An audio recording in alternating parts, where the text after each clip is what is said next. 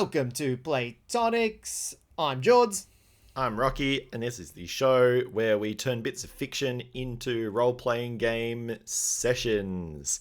I normally do a thing about what we do, but maybe the best way for you to learn what we do is for us to just do it, and then you could see if that's for you. What magnificent piece of fiction are we going to be talking about this week, Jords? We're going to jump into what is the most likely scenario for the fabric of reality.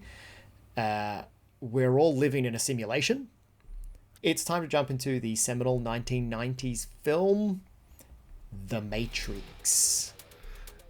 Time to take the red pill and see how deep the rabbit hole goes. Put on your black, very black, jet black, or dark black trench coat and come on a ride with us. Far out Lawrence Fishburne has a great voice.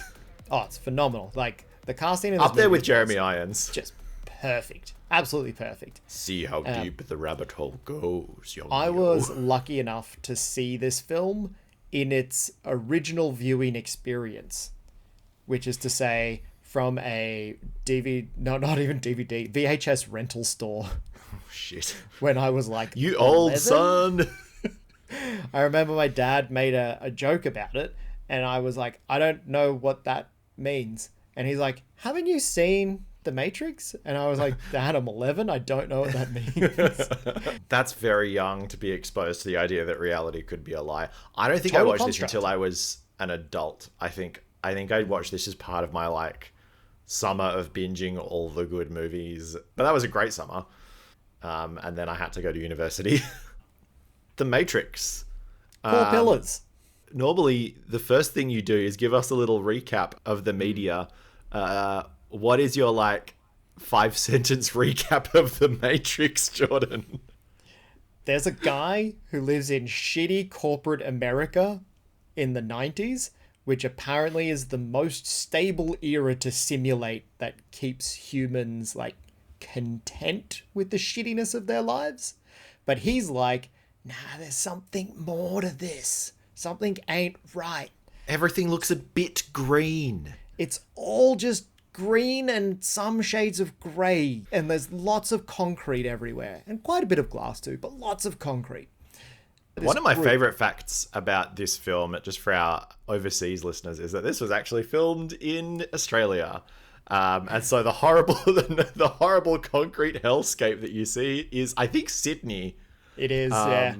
Which just really on brand for Sydney, to be honest. Anyway. Neither of us Sydney stands to any of our Sydney listeners out there. Sorry. Sucks to be you. Worst city. Anyway, As he's in a concrete by hellscape. The Matrix. Yeah, he's in a concrete hellscape. He works a shithouse dead-end job, and he's actually like a super coder in his spare time. There's plenty of raves. It's cool. It's dark. It's gritty. And he gets approached by the famous hacker Trinity, who is a woman, but women can't do computers. So he's like, whoa, I just thought you were a dude. And she goes, most dudes do. Beautiful line. But his curiosity gets the better of him. He ends up coming along, meeting the rest of the crew, and then taking the red pill. And he gets pulled out of the Matrix into the real world, which sucks even worse than 1990s Sydney. That's They a rebuild huge his call. body, they rebuild his mind, and then through a prophecy, he becomes the One. A man who can manipulate the Matrix at will and makes even its guardians scared of him. So that's the OG film. And that's the end of the story, and no additional stories in the Matrix universe were ever made. So what are the key pillars?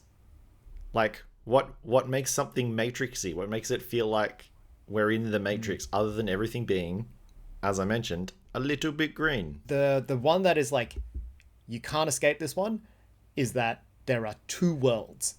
And the person that you are on the internet is entirely different to the person you are in the real world. Our dudes live in roaming parties on ships where they find places to jack into the Matrix that are time-limited affairs because they're existential threats. There are robots that roam around to kill our like digital pirates. So we go around, jacking into the Matrix, having mad fight scenes, instantly learning skills to manipulate things on the inside of the Matrix, like jiu-jitsu. I will also note for our listeners, as a 10 to 17-year-old moving out of my hometown, going to the Big Smoke and joining a university martial arts club, I started learning jiu-jitsu because of the Matrix.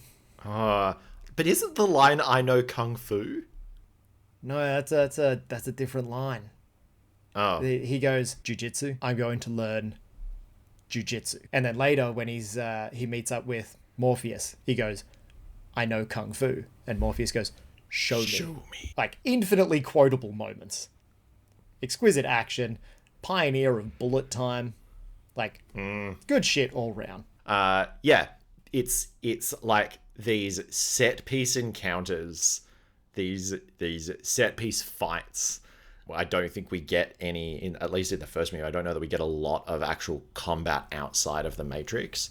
No. So like all of your Almost fighting happens inside the Matrix, and then what's happening outside the Matrix is almost this like ticking clock of the operator and whether the machines are going to find you. And like that's where the time pressure comes from, is your real body is not safe while you're jacked Your real body's super vulnerable. But you're so exposed. Obviously if you die in the real world, you die in the real world, but also if you die in the Matrix, you die in the real world. Also, if you die in the real world, you die in the Matrix. If you I die think that's anywhere, all possible combinations.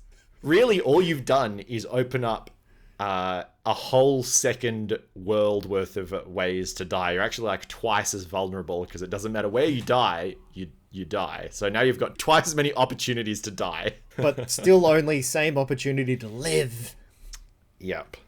So in the real world, I think this is a really good point to nail down. In the real world, you can fight back, but you're super fragile. The weapons that they have are like not very good against the super advanced robots with laser mounts and squid arms and slashy boys, but they have one big old red button plot device that's, if we press this, we EMP, we blow everything, it kills all of the robots, but also would sever your connection to the Matrix prematurely and leave you brain dead. Yeah. So like we have one ultimate get out of jail free card that can only be used when everyone else is already sort of out of jail already.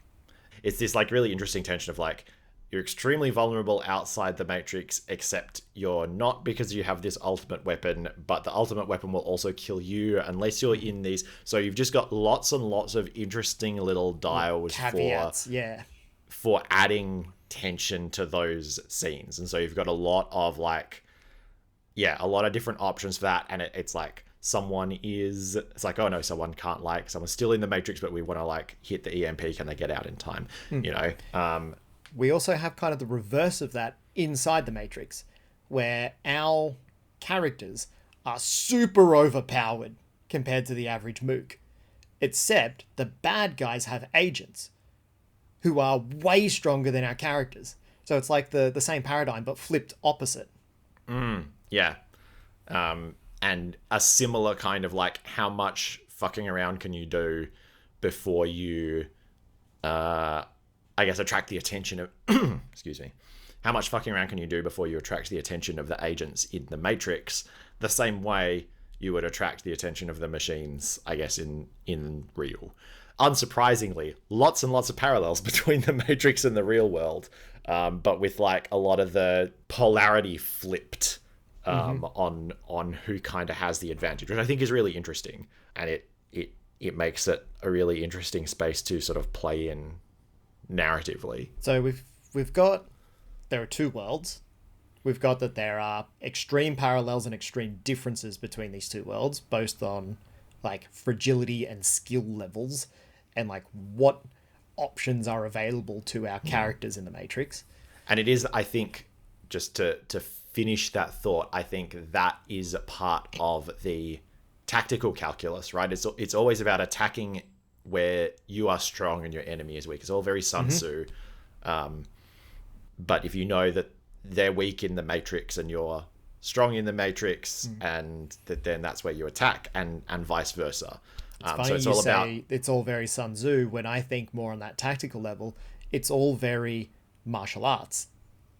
well, I mean, it's the same philosophy, Same. but like Yeah. it's all about attacking your opponent where they're weak and defending or avoiding being attacked where you're weak. And the kind of main mechanism that we're using to do that is we've got these two worlds running side by side, and we're kind of jumping between them to do our attacks and then be on the defense or on the run. So yeah, it is all about like relative strength and weakness, at least in terms of the fights. I don't think that's the whole theme of the fiction, but like in terms of the fight scenes, it's about this tension between like who is strong where and who is weak where. Yeah. Like anytime across the these agents two show worlds. up, our characters are instantly like, oh no, we're not strong here. We run. The move here is always run and evade. And sometimes they split up far and wide, but their goal is just to exit the Matrix at that point and no slipped into longer a phone. engage on enemy turf. Yeah. And then in the real world, they're trying to find the spots of weakness where they can jack into the Matrix and do whatever activities, their missions that they need to do. And then as soon as they get found out there, they pick up and run or hide. Yeah. Really interesting, like tactical sort of thinking across two different There's a calculus places of happening at the same time. where has the threat level risen to, and is this the extraction point? Have we pushed our luck as far as we can? It is actually they are all very like push your luck type scenarios, because it is about like how far do you push each incursion back into the Matrix, and what are you trying to achieve? Yeah, are you trying to retrieve a program? Are you trying to gain leverage over rogue people inside the Matrix? Are you trying to free somebody or identify an asset? Like, we see a couple examples of this. I don't know if this is actually explored, but are you trying to sabotage the machine world? Like machine infrastructure by destroying the software in the Matrix. Yeah, or there's ones where again you're trying to extract intel. There's rescue ops. There's extraction ops for like getting someone out of the Matrix. There's a bunch of reasons to go in there. Like recon, just figuring out what the machines are up to. Like all of this kind of stuff. They're all reasons to go in. Funnily enough, I think there would be better reasons to explore where the machines are going in the real world if humanity was decentralized. The fact that they mostly live in a big city is like, well, there they are. It's the one spot that they're in. Yeah, I think you touched on another one there, which is that the substance of the film, or a lot of the substance of the film, is like very, very dramatic fight scenes, whether they are gunplay or like, as you said, martial arts. You've just like the most beautifully shot, beautifully executed violence you've ever seen. Like that is, But it's not gory. Like No, even no, when dudes it's- get gunned down en masse, there's very little blood in the Matrix. yeah, because everyone's a robot or everyone's software. Software doesn't bleed. There's another layer to this as well, and that is the religion layer. Like Yeah. the Matrix at its heart is the search for the hero as told by a prophecy. And Matrix is and Morpheus is kind of ridiculed by a lot of the other ship captains because he's a firm believer that he will find the one. It was his destiny, his prophecy to find the one and bring that Messiah to the rest of the world. And the whole movie revolves around Neo's journey as he goes from not really believing in himself to, spoiler alert, believing in himself. I think all of that stuff is a super like important part of the flavor of it. Like that is what makes it the Matrix, or one of the things that makes it the Matrix, and not just another heist movie, another hacker movie.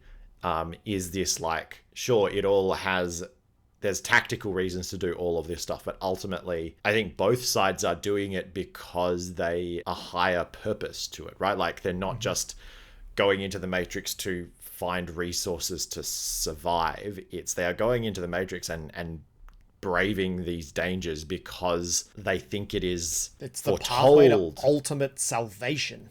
Exactly. It's the pathway to salvation. It's the right thing to do. It's foretold by the prophecy. It's all of these like big, hefty, like capital I ideas and capital I ideals. That, yeah, you're right. That like so much of it is just cribbed straight from various religions and belief systems. And it's been made concrete by, I guess, the quirks of the software that runs the Matrix. Yeah, like it is literally architected into the design of the Matrix that the one will arise, and we find that out through movies 2 and 3 that actually this has happened a bunch of times before. The pseudo history that the people in the real world believe is true is actually just another iteration that has happened. Every 100 years or so, we burn it all to the ground and then we start again, because that's just the easier way to control the people. So what else? What are our other big themes for a Matrix piece of content? We've got these two worlds. We've got this like jockeying for, I guess, advantage across those worlds. We have these big religious themes. Aesthetically, I think we've got to have that real techno-punk vibe on the outside. Like, the real world is gritty and shitty. Most people are wearing like skivvies with holes and like recycled jeans. You're eating protein goop straight from the slop dispenser. Like, your ship is there are pipes running everywhere on it. The floor is mostly metal grill. It's not a shiny aesthetic world. Like, everything is overlaid with a veneer of grift. You're just getting by salvaging and making things and like making do with what you've got. And again, a fun contrast to the Matrix, whereas like as soon as you pop into the Matrix, you are wearing sunglasses and black leather and holding extremely shiny guns. Like, maybe even eating a juicy steak. But it's not real. Yeah, like that contrast is super important. And again, the other half of that is the Matrix side. I think you have to be doing that in the 90s. I think it has to be that particular fashion, that particular technological level where it's all banana phones and payphones and dial-up modems. And VHS, like 4:3 aspect ratio screens that are CRT. Yeah. So like this very particular moment in history where the internet, I guess, was a different place the same way that the Matrix is a different place. You literally had to jack into the internet to use it. Exactly. As opposed to where we are now, which is that the internet is everything and everywhere, and it's just part of reality, which is like a different kind of cyberpunk to the one where like cyberspace is separate and pseudonymous. And I mean, like, you can really see why the film students have a field day with it, because within the world of the Matrix, there's the like real world and there's the internet that like Neo jacks into. It's like, oh man, it's just worlds within worlds all the way down. Like, yeah. But I think to bring it back, like that particular aesthetic, that particular time period when those ideas were a little bit more prevalent, and that was kind of the way that these things were conceptualized. That's a really important part of the feel of the movie as well. I think that dystopic corporate hellscape comes from, imagine that you were an office worker in the 90s where they'd recently discovered how we could apply open plan offices and cubicles to every aspect of life. And there's that alienation of the individual where you're like, oh, I'm just part of the machine, and the machine sucks. Like, my man, you do not even know how much of the machine you are part of.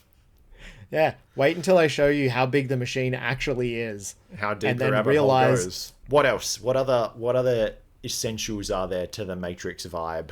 We touched on the combat nature where like you sit down and you train your mind and that gets better at being in the Matrix. But one of the things that I love is people calling up the operator and saying, I need blag. And then the operator does some real quick tappity taps on the keyboard and then their eyes flutter in the Matrix and then suddenly they have skill injected into them. Like there's a specific moment in the film where Trinity's like, I need to fly that helicopter, gives the model number, and then straight away we cut scene and she's flying the fucking helicopter. So that like instant responsiveness to the environment where the agency that the characters exhibit is actually extraordinary because they can just manipulate themselves at will. If they can't change the world, they can manipulate themselves. Yeah, I think there's a whole interesting thing around being able to call the operator and ask for things, but also the whole mechanism of like the ways you get in and out and all of those are like also phones. Like I think there's this really interesting, very game-like, which I'm sure we'll get to, system of like you have all these powers, but you can only use them if you have access to a phone. Like, yeah. It's funny you say powers because in the Matrix, when you're warping reality or yourself, it is basically magic. Like when Neo finally gets to the stage that he can transcend the Matrix's rules, that's him just doing magic at people. Yeah. He breaks reality. He stops the physics of the world operating in the way that it should. In the later movies, he goes even harder. And they introduce lots more silly programs in there. That's like, now these ones are ghosts, but they have dreadlocks. The level to which the world becomes malleable can only be explained by magic. Or the world is a simulation and you're manipulating it. Yeah. But yeah, to someone inside the world, like, it functionally, looks like they magic. are the same. Yeah. And not that like wussy kind of spells magic either, like actual do what I mean type. Yeah. I mean, he learns to cast fly, but he's not just normally flying. He brings a wake with him. Whole highways worth of traffic are caught in his wake, which presumably means that there are like several thousand civilians bumbling around inside cars that are floating behind him as he zooms along. All right. Anything else? That feels like it. That No, could I be think all of it. I think we've tapped all of the extreme core stuff. Yeah. So What does a Matrix game look like then, with all of those bits? yeah, that's a really interesting question. Actually, I'm curious to hear your thoughts on this one. Do you think that learning that you are in the Matrix is an important part of play? Because it's an important part of the film that Neo and the audience learn what the Matrix is. Do you think that we necessarily need to start a Matrix game with the players not knowing they are in the Matrix, or can we jump straight into them being a crew and running jobs, as it were? I'm going to take the premise that we're going to run this as a one-shot. This is our like, hey guys, let's come along to the Sunday game. We're going to jump into the Matrix. In which case, and I think I would do this even if it was a campaign game, but in which case... Run it as a one-shot, just like the movie. Yep. It's a one-off. There are two hard things that I wouldn't do for play at the table. One is I wouldn't make a character the one. I wouldn't have a single character be the Messiah. Yeah, exactly kind of what we talked about in the Avatar The Last Airbender episode. Like, no one gets to be the Avatar. If the Avatar is in the game at all, they're an NPC. But I think there's a pretty strong case for them not being in the game. Yep, we don't give one player just literally 100-fold times more power than anyone else. We don't trivialize the entire group for the sake of one player. And the other one is everyone is already part of a ship, part of a crew, but I do really like the idea of exploring who they were before they were liberated. So I would run that through a flashback. This is something like, this is a bit of a mechanics forward kind of view, but I want those things to come out. I want the character concept to be like, yeah, I was this shitty office coder, or I worked at the same noodle store day in, day out, but I always just felt like I didn't belong. I want that little tidbit to come out in play in a really abbreviated fashion. So I would reward players for flashing back at a critical moment in the story. So how Kinda they like in got the movie. red-pilled. Yeah. Kind of like in Yeah. the movie when Neo's in the car on the way to the Oracle and he looks out and he goes, I used to eat there all the time. Now I know none of those memories are real. What does that mean? That the Matrix cannot tell you who you are. So like, I want those tidbits, but I don't want to play them at the table because I think that would consume a lot of time and a lot of spotlight. One player is being the one released and then we go to the next one and then we go to the next one. So not the vibe for me.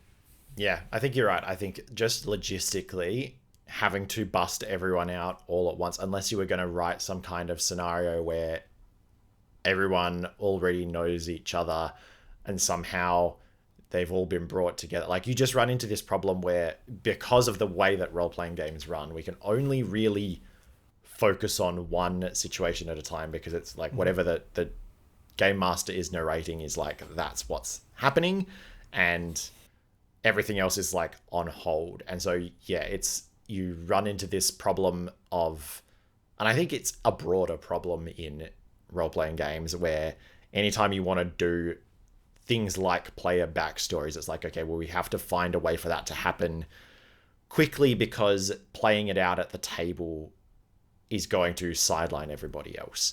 So yeah, I think you really quickly run into that like parallel processing problem, ironically.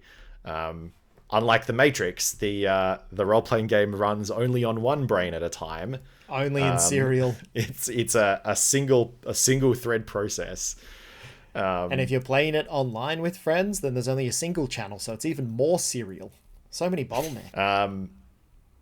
So yeah, I think the fact that you really want to be playing in parallel rather than in series, I think rules out busting everyone out. As cool as I think that is, and as much as I think that's a core part of the movie, I don't think it can be a core part of the game. I also think if you bust everyone out at the same time, you actually can't remain super consistent with the fictional universe, because it takes days, maybe weeks, to rebuild Neo's body in the real world. So imagine if instead you had like, oh, we found these like 4 to 6 individuals all across different parts of the farm, and then we all have them having a like acupuncture needle therapy montage. Exactly. And then all of them need to have their training montage. Like, we're just like, taking turns to go around and do things, but we're not actually getting a chance to play together. But and also, so, like, in the world, the ships don't have facilities to do that for so many people at once. I mean, these ships are skint. You can hand wave that and say like, oh, it's a bigger ship, but like, yeah, but a bigger ship wouldn't fit through the sewer network. We're not about nitpicking. We are never about nitpicking those kind of details. I'm living in the fiction, Rockwell. But like, purely in terms of like how your play session is structured, if you want to bust everyone out of the Matrix, then like, yeah, you're right. You have to have the montage of like, why do my eyes hurt? Well, you've never used them before. Like, you have to do that, and you have to do that for everybody, and you can't do that as a group. There's no interesting way to have those dynamics happen as a group. And so like, you have everyone playing their own little game. You're all on the slab next to each other. What do you guys talk about? Like, nothing. You've never used your vocal cords before. It hurts too much. You all just spew on each other. Like, the fun part to play together as a team is doing the jobs. Missions. Yeah, the missions. So I think, in the spirit of like, always just cut to the good stuff, I think we have to cut to so you're an existing crew. The premise that I'm going to be approaching this with is, you have a ship, everyone's an operative, no one's an operator. So the operator is the guy who sits in the chair back at home and is reading the Matrix and helping the team out. They're like the ultimate support character. And operators are typically born in the real world, so they literally can't jack into the Matrix because they're never a part of that system. I think the operator is a good one to have as an NPC. It's the same problem, again, to call back to an earlier episode, it's the same problem as having a like hacker character Yeah, or a guy in a van character that we talked about in the Cyberpunk episode, because that's essentially what it is. It is a guy in the van, but the van is a ship. This time, instead of it being a van that's like outside the building, though, they're literally on another plane of existence. Yeah. But like that makes much more sense if rather than having someone, because again, you got to think about, okay, if someone's playing the operator, how do you make that play interesting for them? I just don't think you can, because their whole job is to just say, yep, here you go. Exactly. You know? The levers that they can pull are far simpler and really dull overall. They just enable, but not by setting up cool combos, just by giving people more nouns and directions. So I think that it's an entirely different playstyle to the rest of the crew, and I also don't think there's heaps of scope to make it an interesting playstyle. Yeah. So we've got a crew, they're already out of the Matrix, they're all operatives. Our operator is an NPC. How are we structuring the rest of our play session? We have to pick an objective. So why are they doing this? What is the reason that they are jacking into the Matrix? Why have they gone to the trouble of leaving the city of Zion, where things are quote unquote safe, and doing risky shit in the Matrix? And we've already kind of covered a bunch of different reasons why they would, right? It's to get intel, it's to retrieve a digital asset, it's to locate someone or pull them out of the Matrix and into the real world. It might be to garner favor with a faction inside the Matrix. Yeah. And I think this is a really good spot to start to bring in some of that, like, almost mythic lore type stuff. It's a pretty easy world to play in, as we saw in the sequels.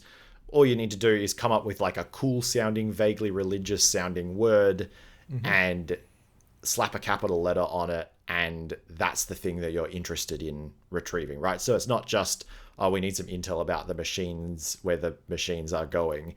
It's that, like, oh, there's a prophecy that the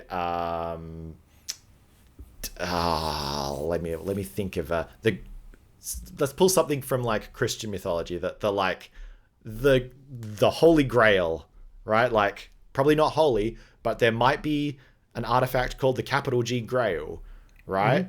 And that would be a hugely powerful like artifact / piece of software to control, because it grants eternal like immortality, but like within the Matrix. And so it's, you know, it's a useful thing. Whatever. I'm just riffing here, but it's like, oh, I actually love that as like a thing. It's like, oh no, their mind has been shattered and bits of them are now stored spatially across the Matrix.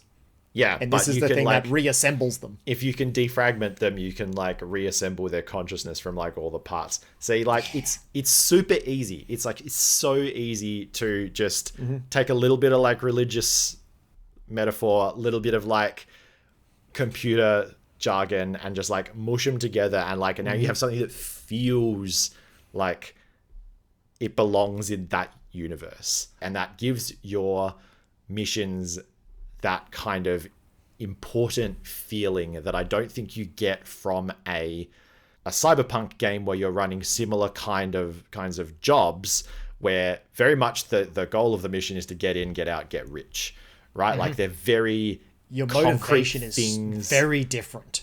Yeah, the way things run is kind of similar, but the motivation, as you said, very different. There's also like on your just give it a capital letter and make it a proper noun thing, like running through my mind from the franchise of who are the named NPCs that we've got.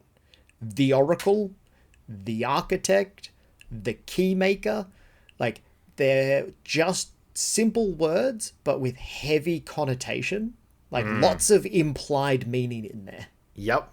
Yeah, that's exactly what I'm getting at, is like, you take these, that there's a, as much as there's a visual language of the Matrix, which is that like the color palettes and the, you know, brutalism, like there's also a language that gets used. And since we play these games by saying words with our mouths,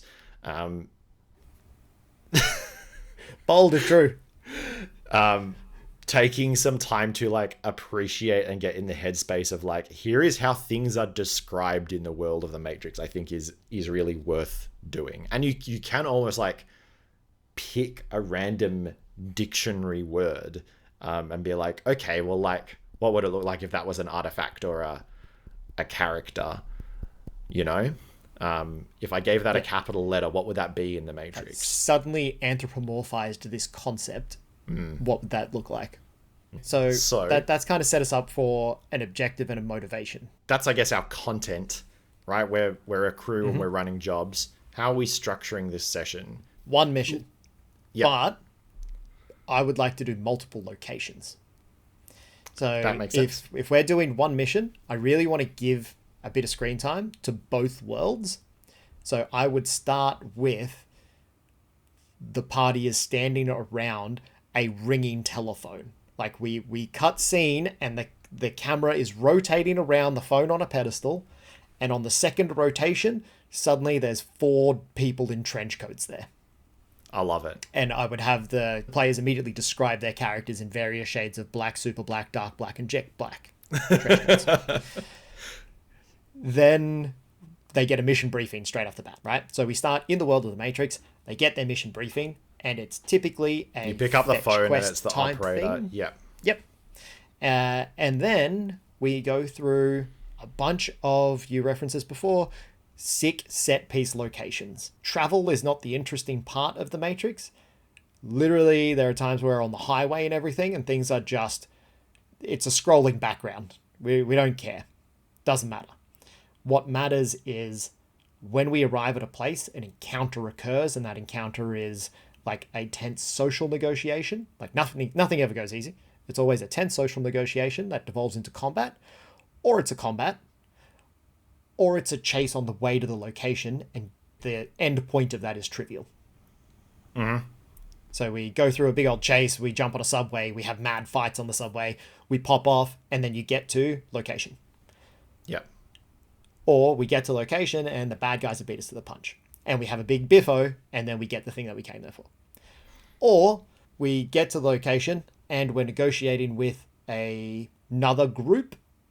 Typically it's programs, because they have something and they're trying to evade the agents as well. And then we have some quid pro quo, and maybe in that negotiation we just get what we want, but they usually push too hard and it devolves into combat. And or someone betrays you, like all of the usual things that can go wrong.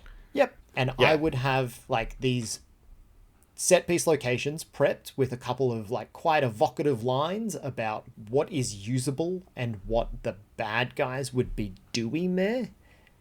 How it's a defensible location. Like very similar to John Wick in this case. It's probably no surprise considering they're both Keanu Reeves films. Yeah.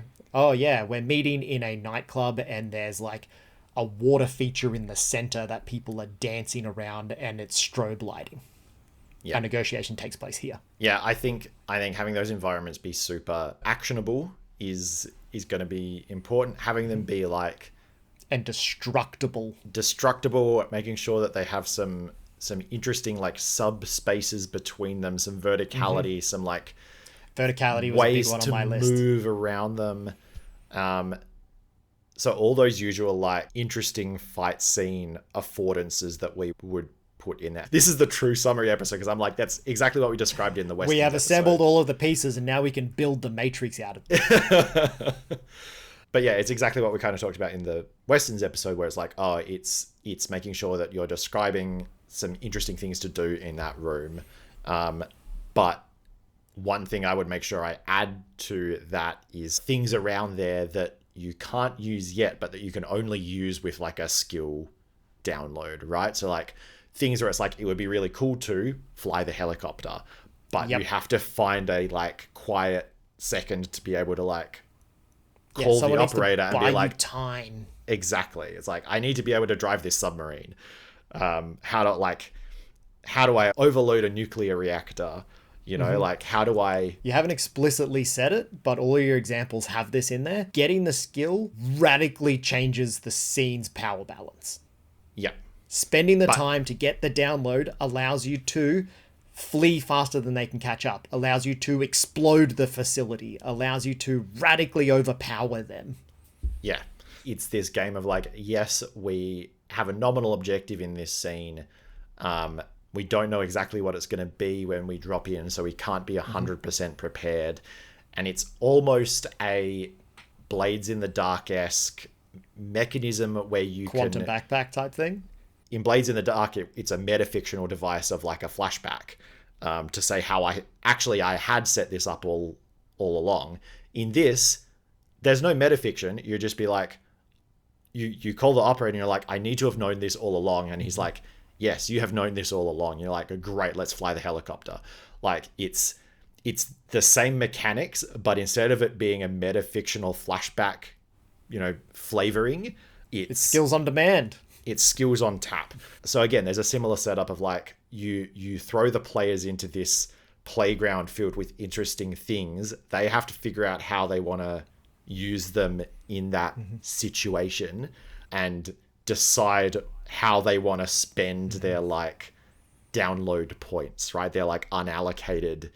Not that I'm suggesting there's literally points, but like I think it's mostly limited by pacing and being able to find a time to cost is, find time in the middle of a fight to like pop open your Motorola and ask for the ability to do this thing, and you're not going to get a huge number of those per scene. So it is about like, okay, well, there's an array of different affordances here. Which one are you going to choose to go with? So in terms of like the prep here, there's the physical spatial layout of this place. And like, I wouldn't do this on a map. I would definitely do this in Theater of the Mind. And I would, all like, vibes.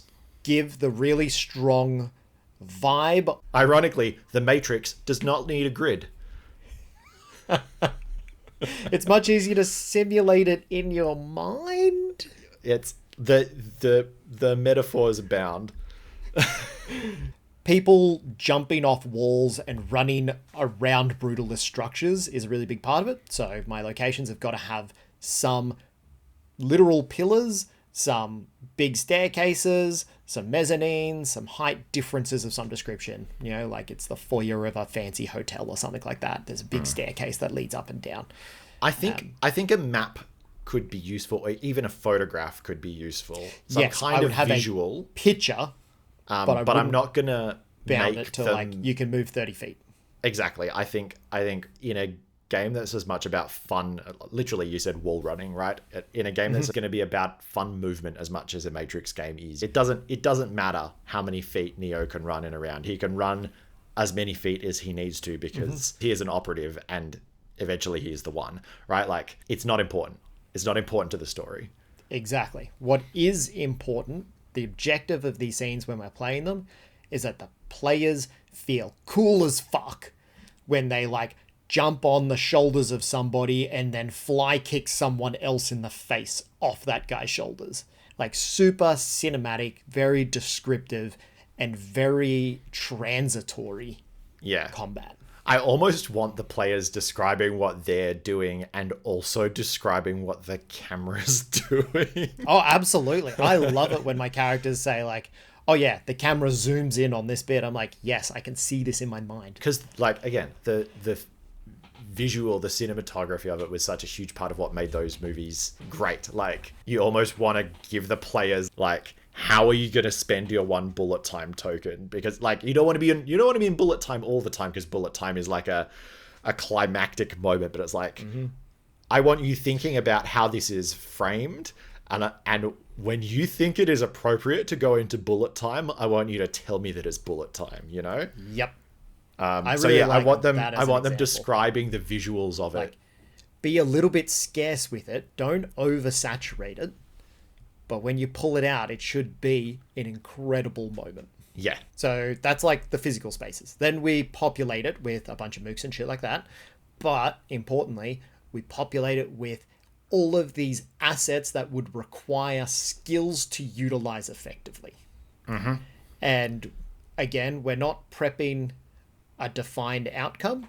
We're just putting heaps of toys in this box so that there's enough on there that your characters will spark off it. Yeah. The other thing I think you really want to be filling your scenes with is like normies. Especially if the enemy you're fighting is agents, because that's part of the kind of threat model, I guess, is that any of these people, if they see too much, they can turn into an agent at any time. So like, putting it in thinking that public places, I think, is important. I was kind of thinking that we might track like the amount of alert, for lack of a better word, the amount of chaos that in like Mage the Ascension, it would be paradox. Like that's essentially the concept that we're talking about, right? It's like how much out of the normal fuckery have you been doing in front of people who shouldn't see it? Once we reach that critical threshold, one of those normies becomes an agent. Yeah. Right. So we've got the structure of what one of these scenes looks like.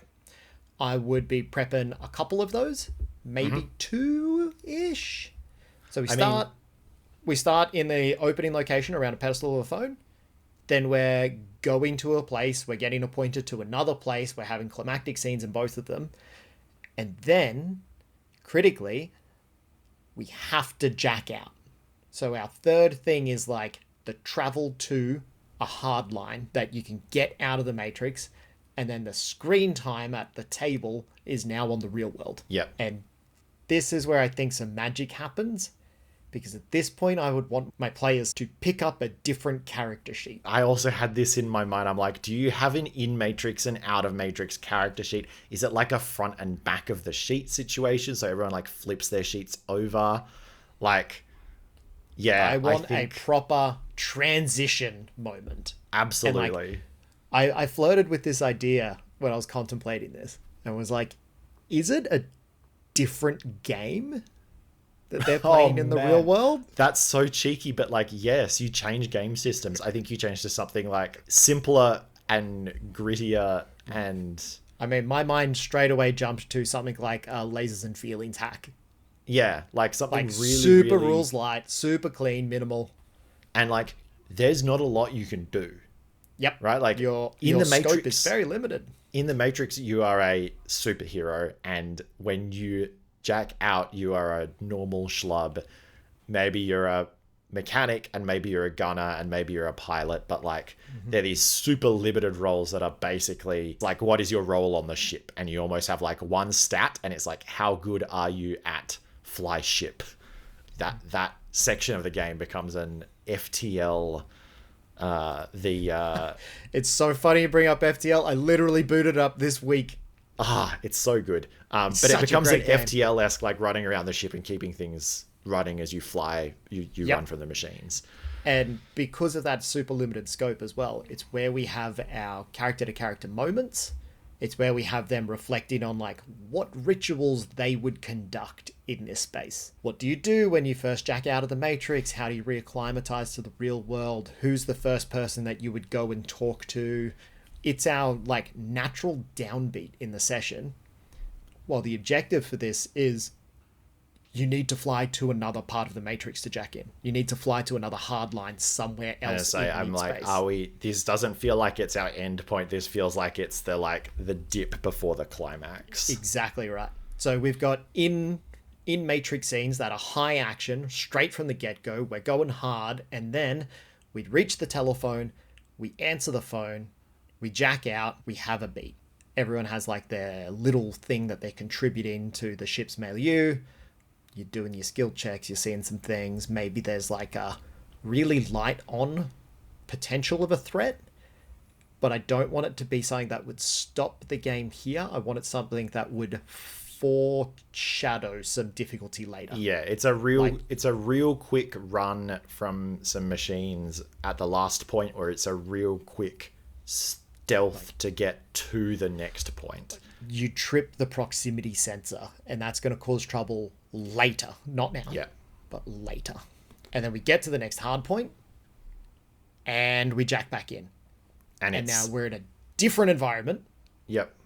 You flip your sheets again, and now we're going hard for whatever the climax is. Yeah, it's the scene where Trinity and Neo walk into the hotel with bags of guns, right? Exactly, in my mind, yes. Yeah. Like, you know what the objective is, you know that it's time limited. In that one, it's literally rescue Morpheus before he cracks. The time pressure is if his mind gives out, all of humanity might die. Yeah. So, well, the first one is, again, you were like, oh, maybe it's a chase, maybe it's a like negotiation that goes bad. This one is your one that is, it's just fight. Yep. And like, you know it's a fight and everyone's preparing for a fight. Maybe there's some questions in there before they jack in of like, what are you afraid of? You know you're walking into the Viper's Nest. What's the thing that you don't want to happen? And as a GM, I'm writing those things down. And making sure that they happen. Like, we didn't address this back in part 1, but there's a lot of questions about free will in the Matrix. And if like you're part of the system, how much free will do you have? We literally have prophecies that are about destiny, and destiny constrains your free will. And Neo is like the one who can change things, but to be the one who can change things, he has to first be the one who fulfills the lack of free will prophecy. Yeah. So I kind of want to reintroduce those elements constantly throughout here, and having the players be like, what are you afraid of? And me being like, that's going to happen. Is one of those like, is it really in your control, or are you just destined to do this? Yeah, I like that. I like that a lot. So yeah, big climactic scene, all fight, similarly like delightful playground style actionable environment, lots of civilians who can become agents, lots of things that you can get downloads to learn to use. Notably, I think we have 3 bad guys prepared here. One is the Mook that we introduce en masse in infinite quantities. One is the like big deal bad guy program, rogue ship captain or something like that. And then one is the literally unbeatable agent. Yep. So we've got this kind of tiered system where when enough things go wrong and an agent shows up, you know that you are outmatched. And no matter what you do, everyone you could runs. Kill them, but they will instantly reappear in another normie's body. Just because you threw them in front of that subway train doesn't mean they're dead. The train stops and another agent steps off. And at that point, it's about like, okay, now we've got to get out. Mm-hmm. It's not a question of if the agents will show up, it's when. Yeah. They show up, and now it's a extract with the valuable thing. Yep. So I feel like that's our structure, right? There's not a lot of sandbox play in this one. It is very much a linear story where we are jumping from location to location with like chases in between when things go a little bit haywire. And our goals are very like get in, retrieve the thing, get out missions. Yep. Or get in, do the violence, get out missions. Yeah, it's essentially a heist with some fun little extra bits. Rather than heist, I'd say it's a raid.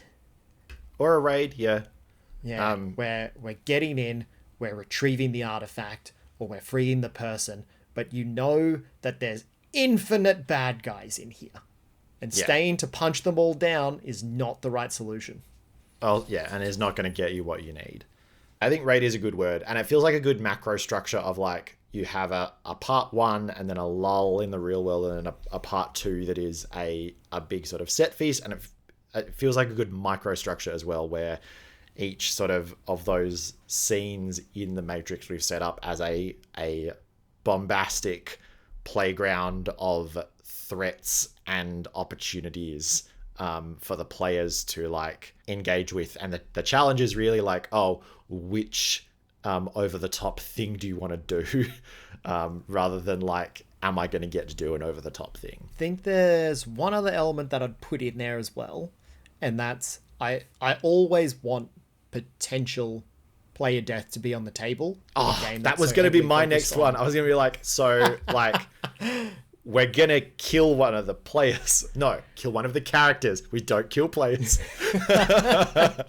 It has to be on the table. I would never script that someone has to die, but in a game that's so built around combat, the stakes of death always have to be on the table.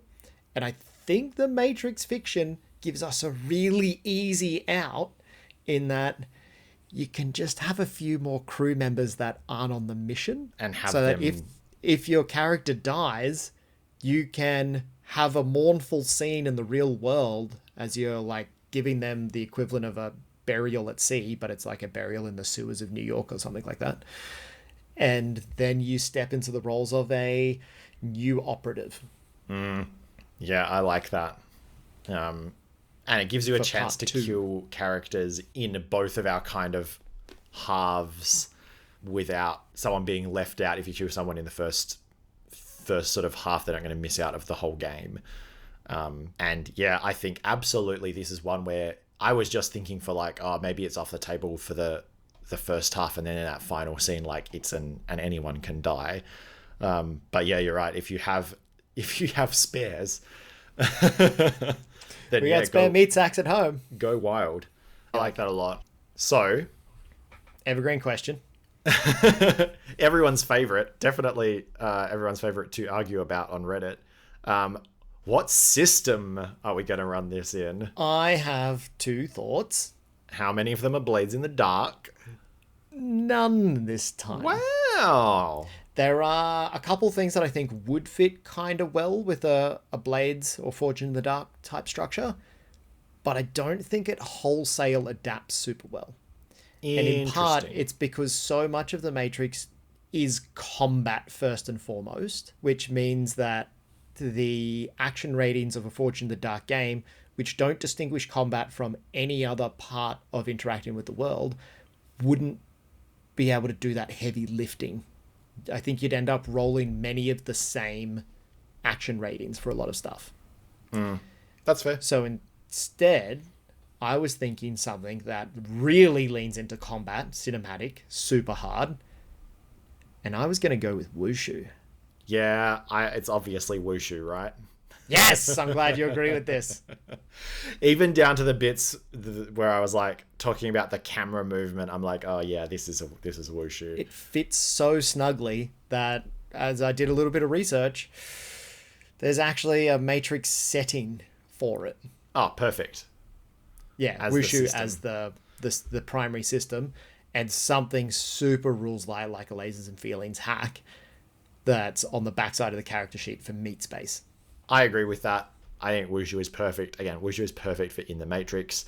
And then out of the Matrix, my go-to for like, I just need a resolution mechanic is Rhesus, which is the one where you have stats, and your stats are just like a description of the thing, and then it's rated in a number of dice.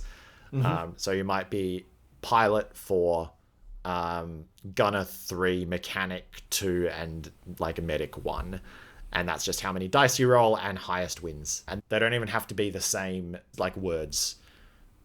It's just like not it's everyone just, has some the same words, things. up to 10 dice worth of words, and you just roll whichever one is appropriate. I actually think to engage with the frustration we both have with Reddit, which is that when we ask for advice on how to run a game, all we get back is suggestions for systems.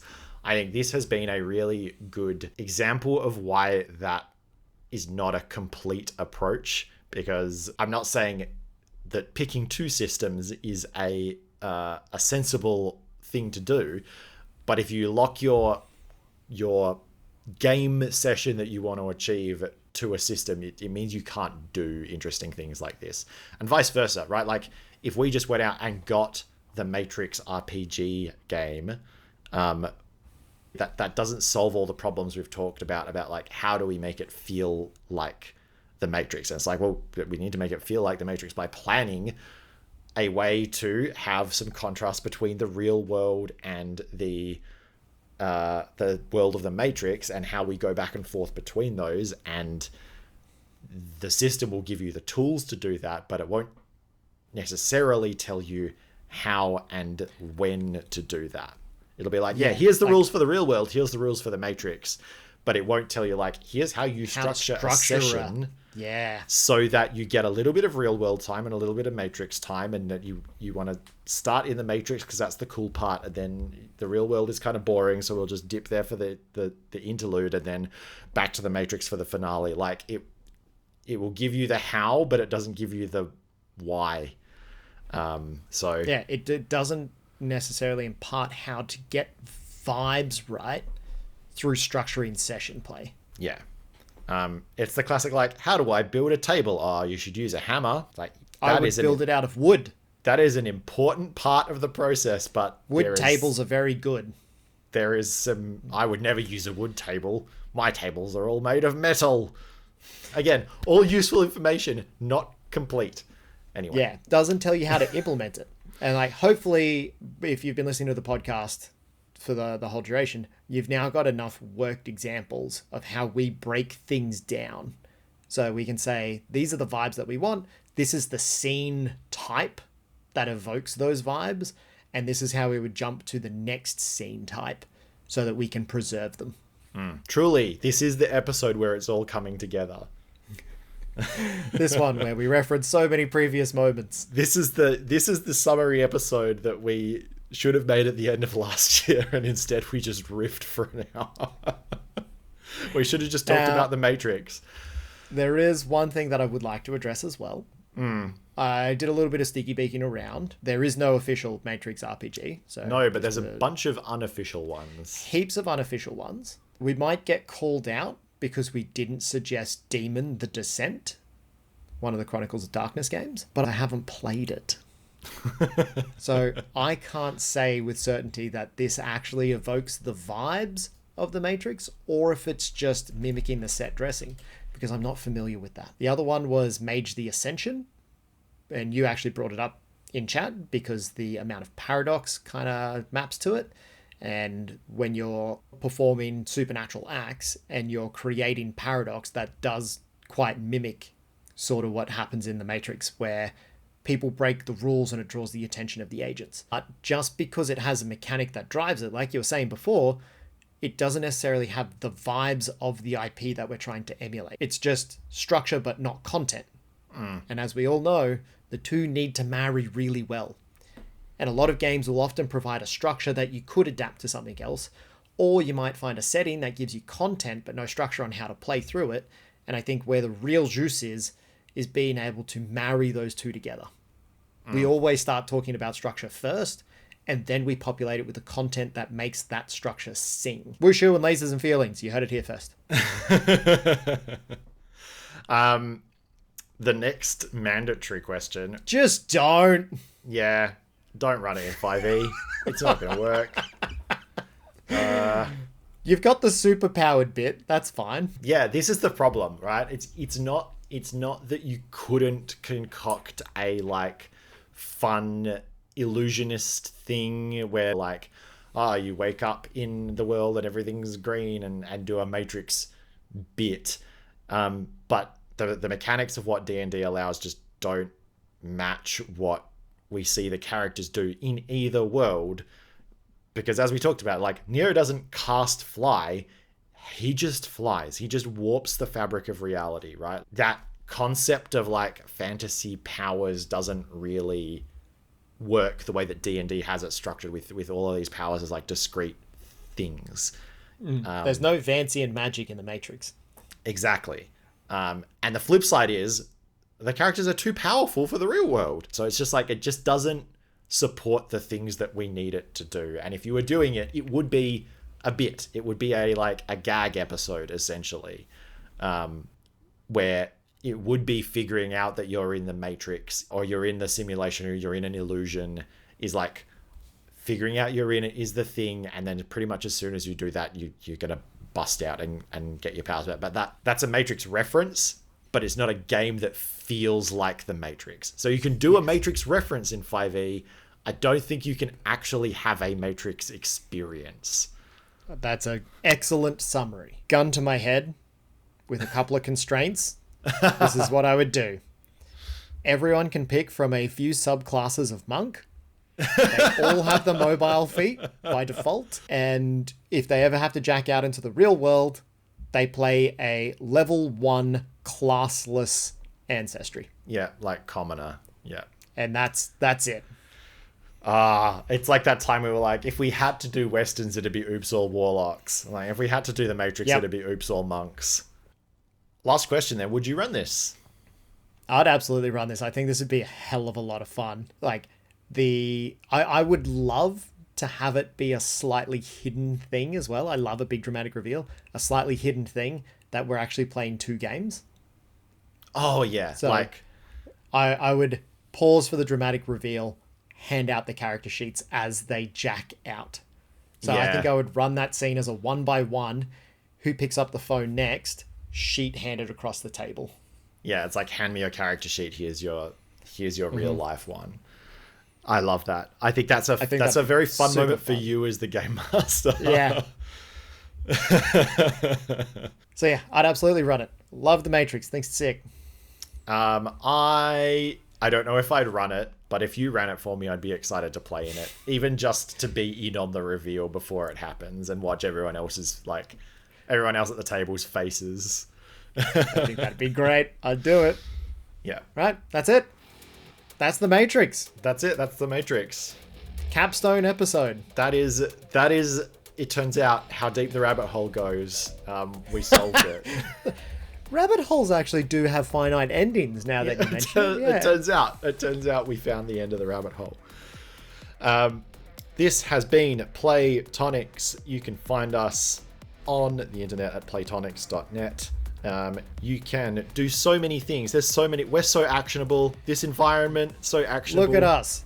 We are multimedia. So many affordances in this bad boy. You can send us an email at hello@playtonics.net. You can follow us on Blue Sky, Mastodon, and Threads for text-based updates on when new episodes dropped. You can subscribe to a newsletter to get hot takes that didn't fit in the episode.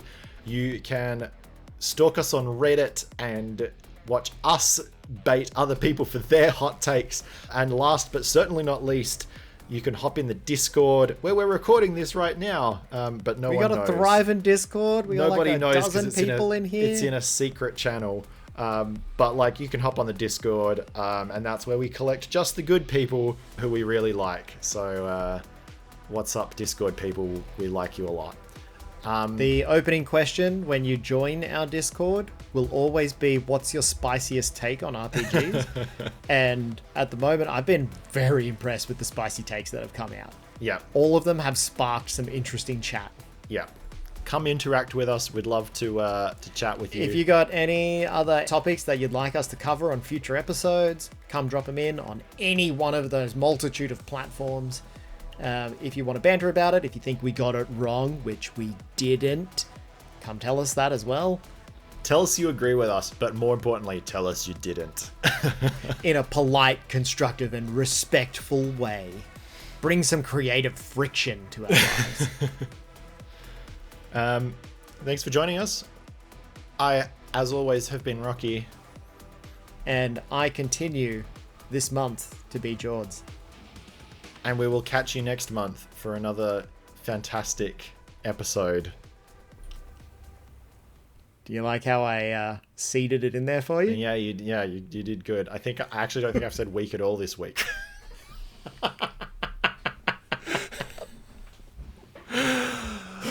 All right. We're done.